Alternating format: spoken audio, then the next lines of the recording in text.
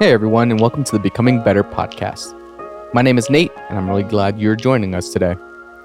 On today's episode, Jason, Josh, and I sit down to talk about the holidays and some of the fun things happening around Prescott. After that, we dive into last Sunday's message and share our biggest takeaways. If you haven't had a chance to listen to Sunday's sermon yet, I'd encourage you to pause here and check that out first. It'll give a lot more context to the conversation we're about to have. I also want to invite you to join us to our Advent prayer happening over the next 23 days, from 6 a.m. to 9 a.m. every morning at the Prescott campus. Monday through Saturday, we'll be meeting in the auditorium here in Prescott. Sunday, we will open up the conference room A.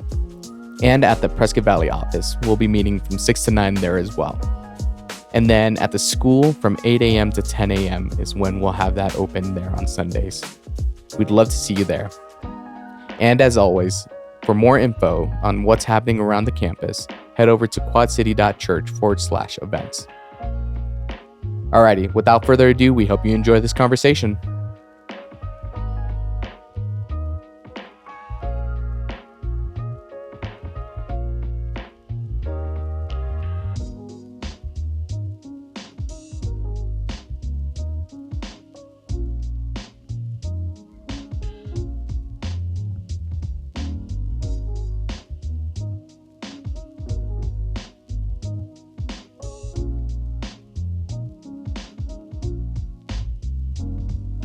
Hey, how's it going, guys? Happy Monday, everybody. Happy Monday. So, hope you guys had a great Thanksgiving. And my question, first off, I don't know if we're going to banter about this, but Jason, if you've been around long enough, Jason, you love Coke. I do. So, in the holidays, do you shake it up with different Coke flavors? This last week, I've been watching a bunch of TV, the parade and everything, and just saw a bunch of seasonal soda ads. Yeah. So I thought to myself, do you fancy any of those seasonal sodas at all? I do not. Okay, so you're strictly Coke. I just straight up give me the classic. That's it. Yeah. Now, if I'm feeling a little extra when I'm out, yeah, I will sometimes order a Coke with some grenadine in it. Okay. But outside of that, where would you what go? Was that where would you go for that? Josh just gave me a real. I was trying to think about that with Coke. Grenadine. It's just cherry flavor. Yeah, I know. Cherry. Yeah, I'm just. Yeah, it's like a cherry Coke. It's like a better version of a cherry Coke. Yeah, Yeah. It's great. Like I said, that's when I'm feeling a little extra. Yeah, a little bougie. I'm gonna go up to the bar and get me something. Give me a Coke with some grenadine. Yeah, that's awesome. I'm sure there's some name for it. Like they have the Shirley Temple, like an official name. Yeah, there's probably something. There's got to be. It It's probably some version of a Shirley Temple or some. Well, because girly sounding. So drink. We were speaking of Coke and Pepsi and all the things. So we're at the light parade, not the tree lighting, but the light parade. When was that? Did I already miss it? It was Saturday. Yeah. Oh, I did miss that. I didn't know it existed. We've gone several times. Yeah. But I didn't realize it was this. So our 4-year-old loved it. Why are we doing it in November? Right. I agree. He loved it. He was, screaming at things. But they had the Pepsi truck drive by. Yeah. And we were with a couple families, and one of the boys was like, "Boo! I like Coke." And I was like, "Oh, Jason would be so proud." Yep. Yeah. Listen, where's the Coke truck, man? Where's the Coke truck? It's called a Roy Rogers. Oh, that's how you order it. A Roy Rogers? Yep. Oh, I knew there had to be some kind of fancy, some kind of name for it. A Roy Rogers. All right. Yeah. So for those who are Coke connoisseurs, you go to the restaurant and it's like they'll sometimes say, "Is Pepsi all right?" And I'm like, never. You know it's not all right. There's a reason you ask it with that tone of voice. It's not all right. It's not the same. No. There's been a handful of times where I've just said, you know what, just a water. Yeah, 100%. Okay. I'll go Dr. Pepper. Yeah, Typically, if they have Pepsi, then they usually have a Dr. Pepper. Or I've seen you drink Sprite. Yeah, I'll go with Sprite. Yeah. Yeah. So you're a Coke guy only too. Yeah. Yeah. Nate's with me. Yep. So He does this. Nice. yeah, which He is doesn't so funny. take as much grief as I do, but Which is so funny because my stepdad worked for Pepsi. Ooh. So there was just this tension of he worked for Pepsi, so he'd always bring home Pepsi, and I'd just bring a case of Coke because I was like, I'm not going to drink it. I'm not going to. Thank you, but no thank you. So Hey, I think we need to do a bit of a shout out. We had a conversation around some Thanksgiving stuff last week in foods, and we did get some creative conversations around some of that banter from last week. People were not on board with my Don't do it again. with my oyster sound effects. Don't do it again. We've already had one whole episode that had to be censored. Please don't do that again. That would be funny if Nate has to go in and edit out the sound effect. I was just waiting for an email to say, "Hey, your episode got taken down." The other thing, we had a great conversation around deviled eggs. Yeah. And so, Josh, why don't you share a little bit of that? Yeah, so the Ziz family sent me a deviled egg recipe. It ended up being jalapenos and bacon in the deviled eggs. And so we did them and loved them. It was great, super delicious. The best was like Heidi was like, "Hey, how are you with recipes? Like, do you need exacts?" I'm like, "Nah, man, just trust your gut." Yep. So she just sent it to me in like you do this. I'm like, great. So we just guessed it. Just perfect. My wife, she loves like jalapenos, and so it was by far her favorite. So this is going to be a new Garrett family tradition. It's got some jalapeno deviled eggs. Yeah, so a couple of my kids loved it, and then I have a couple kids who just don't like. They're just not spicy eaters, and so. But our kids overall love deviled eggs. Like they're big fans. So So thank you for those of you who join the banter with us, who share this stuff with us. It's really helpful for us. We love it. So come have the conversations. And I'm sorry you did not enjoy my sound effects. Catch yourself. Yep. So I wanted to talk about we just had Thanksgiving, and we this weekend as well watched Jingle All the Way with Arnold Schwarzenegger and Sinbad. Sinbad. Yep.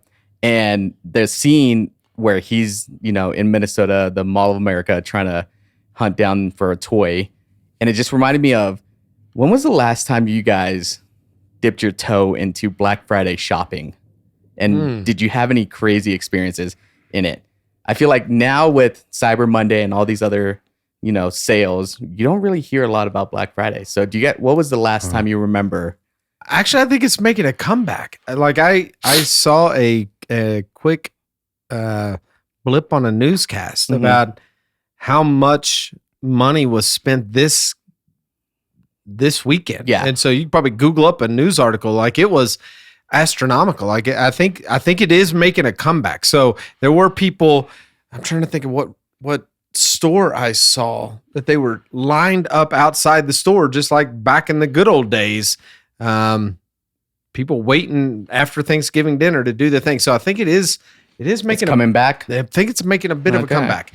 I'm trying to remember. I've never really done a whole lot on Black Friday stuff. And so now my nutty sister would. Like she would go out and stand in line for 6 hours to save $7 on a pair of socks, but it was never a big So I still use a Black Friday. It was like my first marriage, I think, or first year of marriage. First year of marriage. I'm sorry. Diana went. That did not make the resume, by the way. My bad, bro.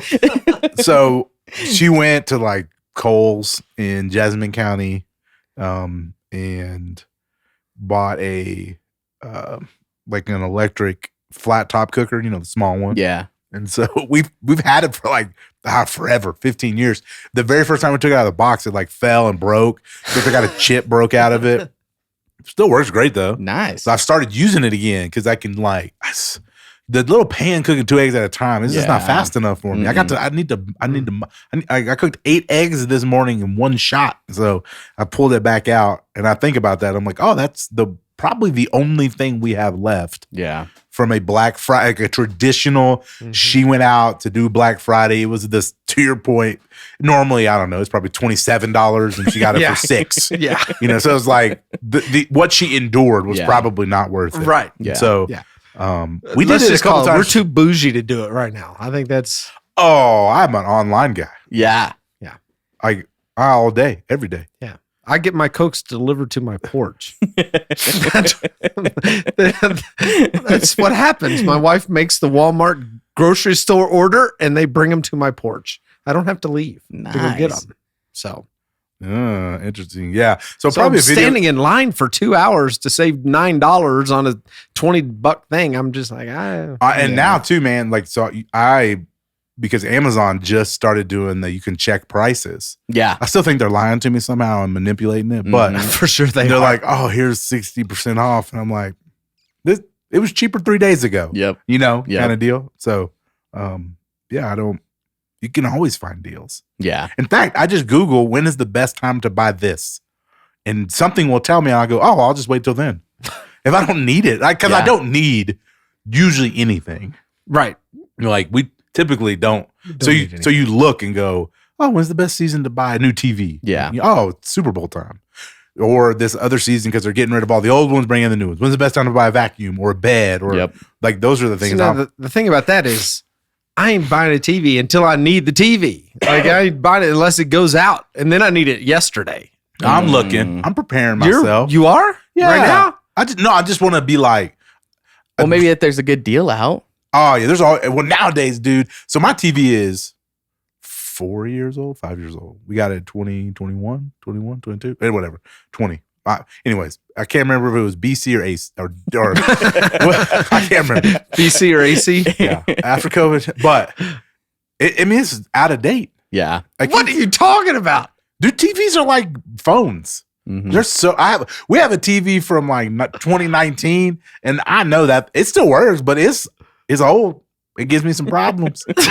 I'm just too cheap. I'm too cheap to like get. I am a little too cheap to get a new one, but I'm like, I could for sure get a new one that's way nicer. That was cheaper than this one. Yeah, that's what's crazy. Is every time at Costco they get me every time. I walk by those TVs and go, I need 100-inch. And it's lighter than the current TV and it's lighter than the TV I have hanging on my wall. Yep. And listen, I grew up with the console TV on the floor and then the TV that sat on top of the console TV because the bottom TV broke, but it was a piece of furniture and you didn't get rid of it. You just set another one on top. So you talk about crazy, right? Like talking about people don't Black Friday shop anymore. So I'm watching Elf, and he makes the rocking horse out of the entertainment center. Nobody does entertainment centers anymore. No. But you just put your TV on the wall. Yeah, well, it's because you're not holding a VCR and the cable box it's all gone. And the stereos and whatever else. Like it's crazy. Like we had 9 accessories connected to our TV. Like just even when you watch certain movies and you're like, oh, yeah, we don't do that anymore. Yeah, like that's done. Like the other thing, 4 years past. Yeah, the other thing, watching that movie reminded me. There's no more ad placements in movies anymore. Remember that was like a huge thing. Like Pepsi would sponsor like a huge portion of the movie, so they'd have their trucks in the movie, and so that was another thing. Advertising, yeah. So that's really not a thing anymore. I do. There was Buddy the Elf, a guy dressed up in the parade, and he jumped up and down. It's good. And Amos went nuts. Oh yeah, he doesn't really know Elf, but like Santa was there, so you know. Although there was another Santa there too. At the same time.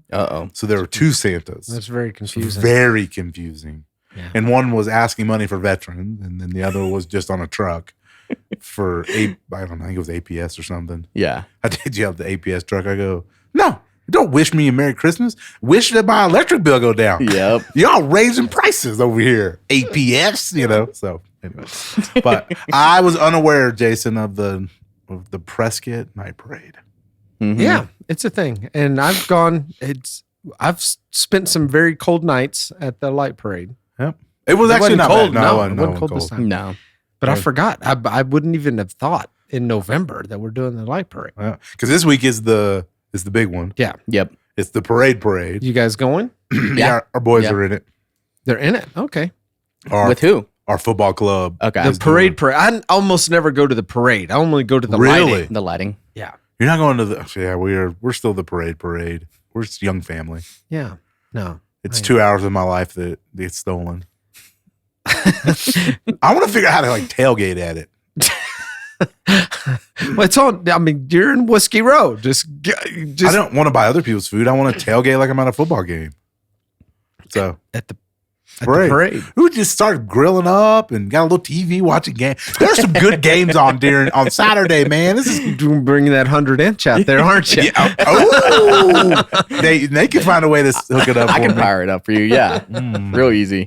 Let's go. But will you stick around if you're having to do the parade? Are you going to stick around all night? We usually leave and come back. Okay, so we'll leave, go eat dinner, come back. Yeah, that's typically what we do because the parade's over like 2, or something like that. Yeah, 2 or 3. Yeah, I'm not standing there long. My kids can't stay down there for 6 straight hours. That's it. No, it's not doable. Nope. Amos is in the road. It's just madhouse. Yeah, he's gonna be mad this year because his brothers are all gonna be like doing the parade, and he's got to sit over there with mom and dad. Yeah, slumming it with us. You know what? I'm not going. I can't look at that kid and have him be upset. He's just sad. He's just so sad. Yeah. So, all right. Sweet. Let's jump in. This last week we kicked off a new series, and we're in the book of Luke. Which I'm excited for, getting ready for it. Just started reading Luke and just even this morning was diving in during the Advent, just kept reading and it's going to be good. So Josh, what'd you think this last Sunday? What stuck out to you? There was this is not Josh. Yeah. What was interesting is because of just the timing of things, we didn't do our sermon planning stuff this week, and so True. I think it was essentially true sermon. I just listened. You just listened. Yeah. Almost. I didn't have all the feedbacks this week. So so if you all didn't like it, it's their fault. They bad. didn't show up. That's on me. That's on me. No, yeah, it was. Obviously Jason, and he shared this, his like passion and desire is to help teach the context for where we're headed, what we're going to be looking at over the next however many years. It is a while. So Luke is a minute. Luke is a beefy book. I mean, when you start looking at his chapters, they're not little. Like there's insane amounts of verses in his chapters. So just to verify what you're saying, chapter 1 has 80 verses. Yeah. 80. And so again, we think about Paul and his writings or 1 John or 2 John, and most of those chapters are 12 to 15 verses. 1 Peter has 17 to 20 verses. Right. One chapter has 80. Which again makes sense, even helping explain. Well, it's because Luke needed to add details because of the audience he's writing to needs the details. Like some people, you know what I mean? So it's interesting when you ask people what their favorite gospel is. Like my wife loves Luke because of the detail. I like John more than Luke. Like Luke always has been like, I'm like, so long, dude. So I also like Mark. I'm like, just tell me, let's go. Let's get to the piece. So it's just interesting, like where people fall in the narrative of the 4. Like, oh yeah, I gravitate to, because we all do. We all gravitate to one or the other. And so I know a lot of people who gravitate to Luke because exactly of the details. They enjoy the extra stuff that's added in the book of Luke. And 2, Luke definitely does tell, obviously Luke 15 is one of the greatest pictures of the gospel and of the love of God that no one else uses. Yeah. And again, it would make sense because now you're thinking about it, right? The Gentile people need this picture of who God is. They need this way bigger understanding of who God is and what he's come to do. And so, really helpful. So love the sermon, love the intro. I did feel like I was in Bible class a little bit. You started talking about like synoptic gospels. And it was like, am I? Listen, I never said synoptic gospel. Well, I never said that. You referenced it and my brain went there. So Mark is 60, flashbacked. Luke is 60% Mark. And I'm like, am I in? is this Weatherly? Is this Professor Weatherly up there? I was like, oh, we're going to start breaking things down. Oh, okay. You're like, I forgot my homework. Oh, no. I didn't read the syllabus. Yeah. Oh, it's like I showed up for a new class. Yep. So again, even with that, again, there's some of those pieces that, are aware of it. Is just helpful to have that contact. What I hope is that I was actually sitting next, me and Jason were sitting next to some college age kids. Obviously he was preaching. I was still sitting there. And she was taking these notes that were like so well organized. Like I wanted to take a picture of it. It was phenomenal. She had little boxes around it. And I'm like, oh, you need this for the whole series. What he's talking about is don't just like take the notes for this week and then we move on from them. Somehow you need to like frame this week so you can remember all of these different pieces that he's told you to be like, oh, that's right. Luke talks about women. Here's another one. Check. Oh yeah. Luke talks about so I was just thinking of like but her notes were just amazing. You weren't even listening to this. Well, you heard it 3 times. So you weren't even listening. By the time you're just watching. I was. Yeah. And she had a Bible that was massive. It was like this giant spiral bound. It was like she had to bring it in a tote bag. She had one Bible on her lap and pulled out another Bible. Sorry if you listen to the podcast and like, man, this dude like creepy. Just calling me out like that. But like what we're trying, so the whole point of the thing is like what we're desiring is people are in the Word. Yeah. And she's like taking notes and drawing things. I'm like, man, this is what we want. And I'm like, and my own thought is my pages of Luke are going to be worn out. Like all of ours. If we're just in this, right? I'm taking notes and it's going to be full. Yeah. Like even I look at Ephesians and look at, the Timothys that we've done here recently. Like those pages are a little more worn down. Yep. So challenge, if you don't have a Bible, get you one and bring it every Sunday and take notes in it for a year, for a little while and see what God does over the course of some time, like how cool that could be. So that's what I was thinking. I was just really excited to imagine studying through this book for the whole year. Yeah. And I'm curious to see how you, Jason, help keep that context of what you talked about this week. Yes. Overarching some things of all because what I heard is his favorite gospel is Luke. That's what I heard someday. It's not. Well, it wasn't. It may become. Because as I've said, I love John as well, because John's writing after all the other gospels. Yeah. And so, again, his is very unique. Josh used a big word. There's what's called the synoptic gospels, which are Matthew, Mark, and Luke, and they run parallel to one another. There's a lot of overlap between those three, and John sits completely apart. So I love John. And so I think John is written primarily to Christians. Right. And so it's people who already understand the gospel, and he's adding in color that Matthew, Mark, and Luke did not.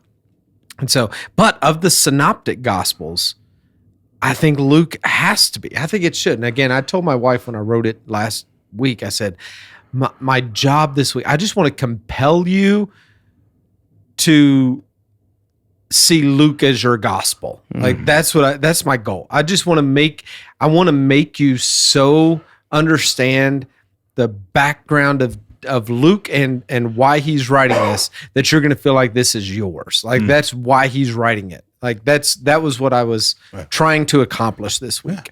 And so of the synoptics, yes, John, probably my favorite. I think John is just so unique. And we'll check in though in a couple of years. Check back in. Because Luke may as you study through, it may pop open. Yeah. Again, I'm excited. I really am. So again, the context is super helpful. Love the setup. I love that I was sitting there thinking as you're preaching, Jay, like we don't have to rush. We don't have to rush. We actually can just do this. Yeah. And where some may see it as a toss away, like you don't do this if you're only going to spend 12 weeks in Luke. Right. You know what I mean? And so you don't get full in-depth intros sometimes. Yeah. So just really fun ability when you teach the Bible to do these kinds of sermons that are just a little different. Yeah. But it does, and I think you said it correctly. I want what we talked about this week to be the lens through which we see the entire Gospel of Luke. Like, I hopefully it's set for us a a set of glasses on our eyes that when we look at it, these things we talked about this week are what you're looking through when you see the text. Yeah. So every time you hear a story of a person, believe that Luke actually talked to the person about the story. Like, right? Yeah. Like that's now the framework that I have is if there is a personal story, an interaction of something that happened, especially something that happened with Jesus and a person, it's likely that Luke talked to the person and got exactly what happened in the story. Well, I would say, especially if Luke is the only one who records it. Right. If it's not found in Mark and not found in Matthew, if Luke, like the Cleopas on his way to Emmaus, like Joanna, who only shows up in Luke, you have to begin to think, Mary, like none of the other gospels include these things. Why is it that Luke does? Well, it's probably because he talked to him. Even Zachariah's story that we're going to get into. Sure. Yeah. Pretty soon. Well, I think Zachariah would have been dead, but yeah, he was old when he was old when it happened. But definitely people close to him. But Mary is telling the story about Zachariah, because what happened with Mary? Mary went and spent time with Elizabeth and Zachariah. Like she was there for 6 months right before she gives birth. And so when you hear the story of Elizabeth and Zachariah, Mary's telling us that story because Mary was there when she's looking at pregnant Elizabeth. Like that's why she's able to tell that story. Right. Yeah. Yeah. Yeah. What, like you guys said, just it does change the way you read it when you know that Luke was so just put so much work into making sure he got the facts right. And I loved the fact that we slowed down this last Sunday and like really dug into those 4 verses in Luke to really hit the fact that, you know, as we continue on, as we keep going down, that Luke was very intentional with all the work he put into it. And so I think that changes my lens for Luke and makes me excited to jump into that. So on that, just a little bit, one of the things that I didn't mention is Luke was a world-class historian. Like you can read scholarly journal entries about how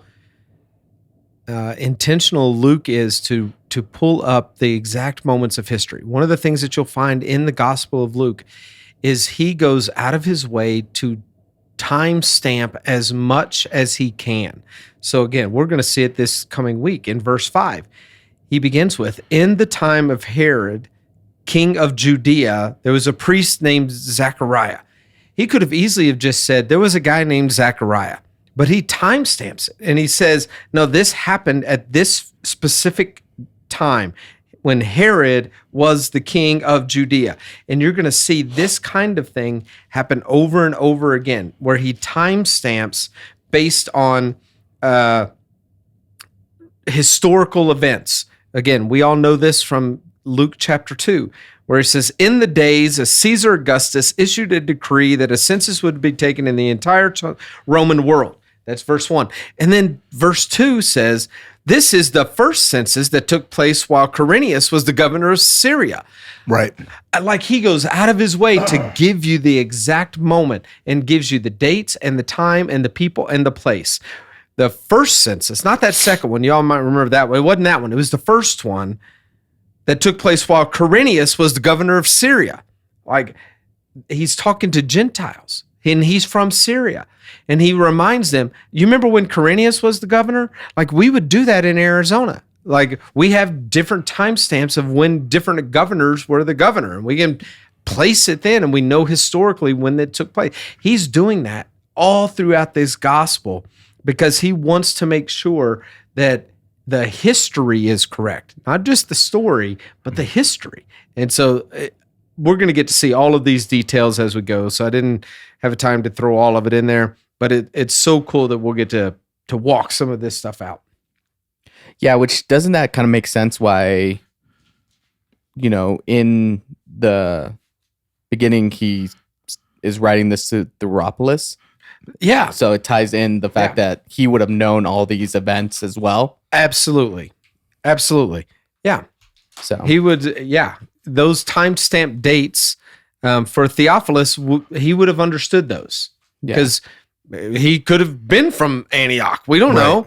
And maybe so Luke throws in these details to make sure that Theophilus understands there's a history to this. These aren't just stories that happened once upon a time. This happened at this specific time, at this specific place. And Luke gives us way more detail than any of the other gospel writers. Well, which would, again, to your point, makes so much more certain when you house it in, don't you want to know that this is true? Yeah. So because Luke writes as he's writing, a skeptic is the word we use. Again, I don't want to put that on Theophilus, that he was a skeptic, but that he has the mind. It needs to be proven as true. Yeah. So again, Luke writes in a way that would erase some of the mental doubt. Now, there's still the level of faith that plays into this, but it is written to somebody to get the understanding of Luke's trying to leave no doubt. What you heard is for sure true. To your point, I talked to all the people, did all the work. So believe that what you're resting on is actually factual data that happened. Yeah. Again, which is what makes sense. Even like I said, when you read the crucifixion and the betrayal and just that whole Thursday to Sunday, Luke has like 400 verses. It feels like just in that section. Yeah. Again, though, he didn't want to miss anything. Yep. And if you're wondering, can this really have happened? Oh, I'm gonna give you all these details. Here it is. So again, this makes a lot of sense. Yeah. Awesome. Jason, is there anything else you would have wanted to add to Sunday's message? There's some fun speculations we can make, specifically around Theophilus. And so I did have one gentleman come up and say,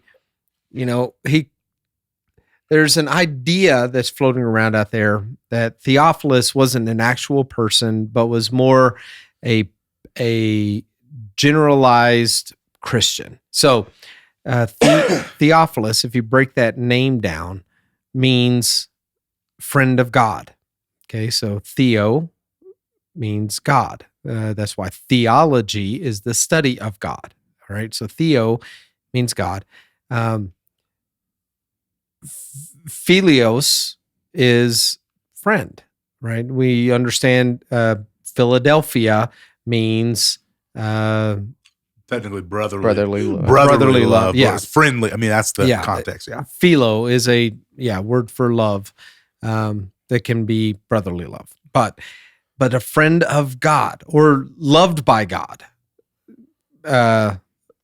could fit into that too. They're loved by God. And so Theophilus is either friend of God or loved by God. And so some will take that to mean that's just a title that Luke uses to describe everybody who is following this, reading this gospel. And that sounds fine, except for this title, Most Excellent. And that Most Excellent changes things. And so it is a title that is given to specific people.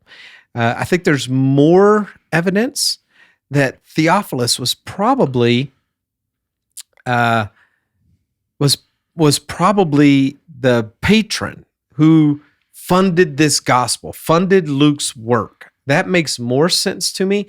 That in ancient world you would give a shout out to the one who is funding the work, because think about what it took to copy the Gospel of Luke. Okay, so just put this in your mind for a moment. You write this, Luke writes this down. How does it get distributed? Papyrus is really expensive. We just hit Control P and it drops out as many as we want. We hit Control P and your little printer just zink, zink, zink, however many you want. For this gospel to get circulated, to get shared, would literally have required somebody to stand in front of a room. You would hire 10 scribes, and you got to buy the supplies, all the papyrus and all of the ink and all of the pens. And the guy standing up front reads a line, and 10 scribes then write down that line. And after they've gotten that line right, he reads the second line, and then they write that one down, and then they read the third line. And we've already talked about how long this thing is. It was a really, really expensive endeavor to copy and distribute this work that Luke has given to us. And so some see Theophilus as the patron, the one who is paying to get this gospel out. Yes, Luke does it for him and answers the questions that he would have had. But at the end of the day, Luke is writing this for all of us. And somebody had to make sure that this stuff got out. And so many people see Theophilus as that guy, as the beloved of God or the love of God or the friend of God, who is the one who's paying for getting this gospel work out. So those are all speculations. We don't actually know. And so that's why it's not really important to throw into a message. It's fun to speculate. But it does give us a little color to begin thinking about what it actually took to make this happen. Yeah. And he writes to him again, he's in Acts. In Acts, yeah. The beginning of the book of Acts. There's a follow-up. In my former book, Theophilus, I wrote to you about all that Jesus began to do and to teach. And again, so it connects the dots to help us see. So it would seem as if it would make it a person. Yeah. Yeah. And potentially a patron, like he's the one that's funding this to get it out. Right. Yeah. Could be. Yeah. 1,151 verses in Luke. Oof. So just imagine Now, 10 scribes. See what Romans is. How many verses in Romans? That's Paul's longest letter. Yeah. In the by far. By far. I say you can just chat that thing. Which, not to get off topic, but Jason, I want you to know, I don't use Google anymore. It's all ChatGPT. It's all chat now, which has made it so much easier. Because it's faster. I just tell chat, like, hey, give me instructions on how to change my oil. And it gives me step by step. So 433 verses. Whew. So that just tells you, not even half. Yeah. Not even half. And that by far is Paul's longest letter. I mean, and it's long. It's real long. That's right. 16 chapters. Yep. Not even touching it. Not even close. And so then again, too, don't act like Acts is some Acts has got book. 28 chapters. Some beefy stuff in there, too. Yeah, it's real a lot. Beefy. So I think that was one of the things that I saw on people's faces when I said, oh, Luke is the most, and I couldn't get the word out, prolific writer. Yep. I couldn't get it. That was only at 11. I was at the 11. Tried to get fancy. I did. I used a $5 word with a 50-cent budget. Yeah, that was come on, baby. Come on, baby. Just keep it simple. I couldn't get it out. Keep it anyway, simple. he wrote more than New Testament. I got more eye pops, see the eyebrows go up like, what? Really? Well, especially since the last 2 years, we've been just all about Paul. Yeah. So spent a lot of time. Yeah. So 1,007 verses in Acts. So just a little bit shorter than Luke. Yeah. More chapters, but less. Yep. Less actual content. So he wrote a lot of words. He did a lot of words. So a lot of words. Don't have any questions today, but my one question for you guys is: how can our people get ready for this? Just get into the text. And I shared that with somebody on their way out. They were like, man, I'm so excited about this series. Like, I can't wait till next week. And I said, but what you can do is you can go read it. Yeah. Like, you can just familiarize yourself with the text. Like, come in prepped. Yeah. And begin to see some of the things that you heard. You can begin to see them. And I think it's, again, just like we've said 1,000 times, you're going to see what you're looking for. Like, now that we've called out, he talks a lot about Gentiles, the poor, the outcast, and the women. Like, you're going to begin to see them. It's going to pop out. Yeah. And in the stories that Luke chooses to include and the details he chooses to include, you're going to see it differently. And so I would just say, get into the text. Yeah, I was thinking easy, cool thing would be, hey, just commit over the next several 9 years. 9 years. Read Luke once a month. It's 24 chapters. Again, gives you a little extra wiggle room on some of the big chapters. Yep. But just read it once a month. Just work through it. Sometimes you read in a day or two. Just read it. Just familiarize yourself with it. And then again, you have it stored in there and watch what God, kind of does with it. So yeah. Because our whole goal is we again, as Jason kind of talked about, that first one is we just want to tell the story of Jesus. Yep. We just want to help people be introduced to Jesus again for the first time in new ways, in old ways, right? These are all great things. The hope is you're hearing some of the stories and start remembering those of you who grew up in church, old sermons and old Sunday school teachers who taught you on the flannel graph. But then there's going to be something new that you learn. And you know, and there's going to be some who come in for the very first time because they want to know about this Jesus, and we're going to introduce them to him over the next several years as we walk through this study of the gospel. And so for us, just read it and read it more. And again, I think once a month is a very easy goal to attain to. It's a very simple thing to do. And it doesn't interfere if you have other readings that you're doing also as well. So it'll allow you to spend some time in there and just familiarize yourself with it. So, I had somebody ask me what commentary to go with it. And I told them, well, I just bought one. I know you bought a couple that you're going to use as, study helps to kind of help guide your time. And so I told him I haven't read it yet. And so I haven't gotten it. And so I can't give a recommendation just yet. So I'm sure once I get into it, I'll be able to, say, oh yeah, this is a good one. This helped facilitate my own learning. Yeah. Sweet. Awesome. Well, I think that's where we'll end today, but super excited. See you guys Sunday.